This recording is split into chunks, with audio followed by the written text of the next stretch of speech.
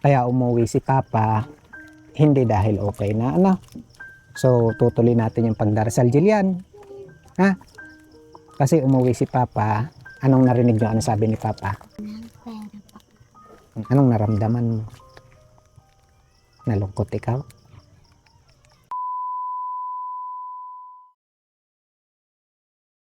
Halos alas 8 na po ng gabi, kararating lang namin ng San Juan. Ayan, kasama si Kuya Dick.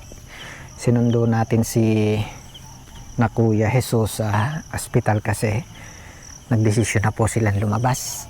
Medyo may concern po kasi doon sa pangailangan. Wala nga daw pong budget, hindi kakayanin. So nag-decide muna po sila ng umuwi. Sinundo na natin para diretso mabisit din natin sila, pati po yung mga bata kasi simula po nung nagpunta sila ng ospital, kasakit na daw po si Jillian. So pumunta na rin po tayo dito para makita yung kalagayan ng mga bata. Ganyan po yung kanilang ano ngayon, dilim na dilim. Hello baby. Hello nak. Kumusta na po kaya itong mga ito? Gandang gabi. Gandang gabi po. Hello po. Oy, Joshua. Oy, aba tinakbuhan ako ni Joshua. Salbahe naman ito eh. Hello. Wala pa. Hi Jocelyn. Oh, gandang-ganda naman. Hello nak. Ba't may sakit ka daw? Ha? Ito yung sinabi. Okay ka na? Okay. Bakit? Ano ba nangyari sa'yo? Nilagnat ka? Okay. Gabi po. Ay, okay ka na ngayon? Okay. Kumusta kayo dito nung wala si Mama at Papa? Ayos lang po. Ay, kagaling na. Anong kinakain nyo? Nakikain ko na kami Nakikikain ka sa kapitbahay? Anong ipinakain sa inyo? Wala. Ay, Joshua, anong kinain nyo sa kapitbahay? Ha? Isda? Ikaw ba'y pumasok? Hindi po. Bakit? Wala pong pambaon. Hindi ko kasalanan ha. Hindi ako ang tatay nyo. Wala kayong pambaon? Wala po. Ay, ilang araw kayong absent? Asa lang po. Isa lang. Tapos nilagnat si ate. Papa. Baka hindi mo inalagaan si ate. Tawa. Ay, kumusta nung nasa ospital si Papa? Iniisip niyo si Papa? Papa. Anong iniisip mo? Para po magpagamot Papa. Ha? Para po magpagamot si Papa. Sana mapagamot na si Papa. Papa. Ay, tinanong mo ba si Papa kung okay na? Hindi Papa. Hindi ba? Kasi kararating lang. Papa. Dito ate kayo dito. Ayan, ating tatanungin itong dalawang ito. Kararating lang po namin, no? Sama-sama po kami dito kasi sinundo ko po sila sa sa ospital. Ano ba nangyari? Bakit kayo lumabas na? Wala naman po makukuha ang platelet po. Ano ba muna? Ano ba munang naging sitwasyon sa ospital? Ano sabi ng doktor doon sa sitwasyon mo? Ang sabi po ng doktor, kung papayag daw akong magpasali ng platelet. Ayun, pinag-isip po ako eh. Pinagpili ako, sabi. Hindi, pumayag naman ako. Sabi ng doktor, pag kukunti daw ang platelet, may hirapan magtulak ng dugo yung natitirang platelet. May hirapan magtulak sa dugo pataas pag may nangyari sa loob ng katawan. Ngayon, hindi nakapag-isip ako. Nagdesisyon ako na magpapasali ka lang ho. Hindi, pinaiwan po ako doon sa hospital, hindi na ako pinauwi. Ngayon, sabi ng doktor, kailangan ng 12 tao na donor. Dun sa 12 na yun, pagka nakakuha natin ang platelet, i-check pa kung magkakari sa platelet ko. Kung magkatugma. Pag hindi rin pwede misalin. Ay yung choice, halimbawa, ate dito ka din. Yan, siya po yung misis, sila po yung magkasama sa ospital. Halimbawang may opsyon na halimbawang hindi available yung tao, pwedeng bumili ng dugo. Pwede po. Kaso lang po mahal po ang isang bag. Magkano daw? 2K po. 2,000? Opo. Ay ilang bag daw ang kailangan? 12 po. 12. So, anak, 12 times 2. 1, 2, 3, 24,000 ate, ano? Ganun pala kalaki talaga. Yun yung dahilan kaya lumabas na kayo, Opo. Kuya Jesus. Yun yung dahilan kaya lumabas na. Kasi masyadong malaki. Hindi namin kakayanin. Hindi yan namin kakayanin. Kasi kung tutuusin naman nga, kahit nasabihin na magdadala tayo ng tao doon, may gastos pa din, ano?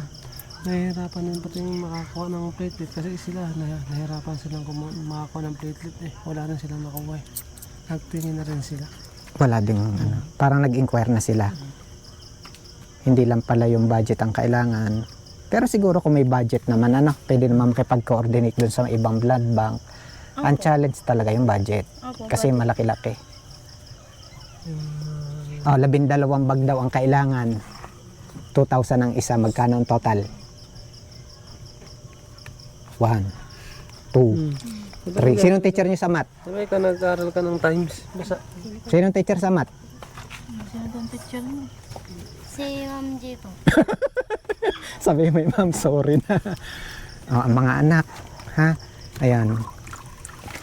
Kaya umuwi si Papa, hindi dahil okay na, ano? So, tutuloy natin yung pagdarasal, Jillian. Ha? Kasi umuwi si Papa, anong narinig nyo? Ano sabi ni Papa? Bakit daw sila umuwi na?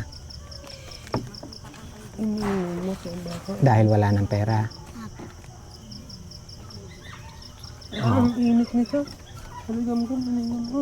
Ay siyak pa. May ano na po yun, Papa. May latak na. Ininom pa nito. Hindi ko na magsasabi. Oh, anong masasabi niyong dalawa doon? Jillian. Oh, umuwi daw si Papa. Kasi wala nang ano. Walang pera po. Anong naramdaman mo? Nalungkot ikaw? Nagpipray po kami sa tuklang. Nagpipray kayo. Anong ipinagdasal niyo?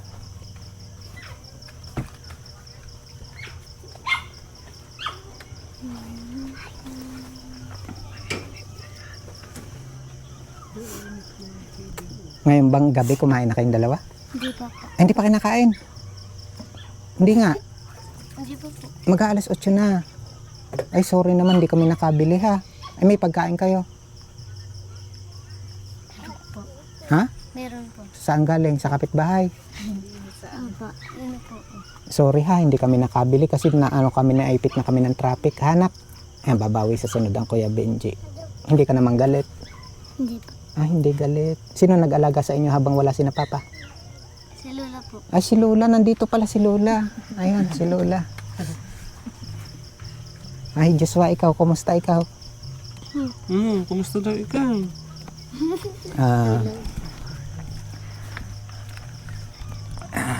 Yun muli mga kababayan. Ito po yung sinasabi ko, ano? Ito yung masakit na katotohanan. Yung nasa loob ka na ng hospital pero kailangan mo lumabas, hindi dahil okay ka na. So, ito yun. Yan, tulad na sinasabi ng mga kababayan natin. Tama naman, ano kuya? May malalapitan. Actually ngayon may binayaran ba kayo? Paglabas. Yan, kasi may nalapitan, ano? Tama naman po yun, no? Kaya lang, hindi yung sinasabi po kasi ng marami na pag nasa public hospital, libre lahat, iba po sa realidad. Ito po yung isang halimbawa, lumabas po sila ng hospital, hindi dahil okay na si Kuya Jesus, kung hindi dahil wala po silang budget, wala po silang panggastos na financial para doon po sa kinakailangan kasi medyo malaki. Sabi mo nga, ano, 12 bag ng dugo ang kailangan, platelet, and then nagkakahalaga po kung bibilhin ng 2,000 bawat isa. And then pwedeng magsama ng 12 katao, kaya lang again sa realidad din naman gastos din po 'yon. Ano? Yung umusap ka ng mga tao, syempre travel expenses, pagkain, sari-sari. And then yung 12 na 'yon, minsan medyo mahirap ding hanapin, ano kuya. Tapos wala rin mang katiyakan, halimbawa doon sa 12 kung lahat sila papasa sa screening. Kaya this time, yan, muli kakatok po kami sa inyo, no, mga kababayan. Again, hindi po para kay Kuya Jesus lang, kung hindi para po dito sa mga batang ito. Di ba, Joshua? Ilan taong ka na nga ulit? Ilan yan? 5. At para po dito kay Jocelyn. Ilan taong ka na, anak? 8 po. Jillian. 10 po. Yan.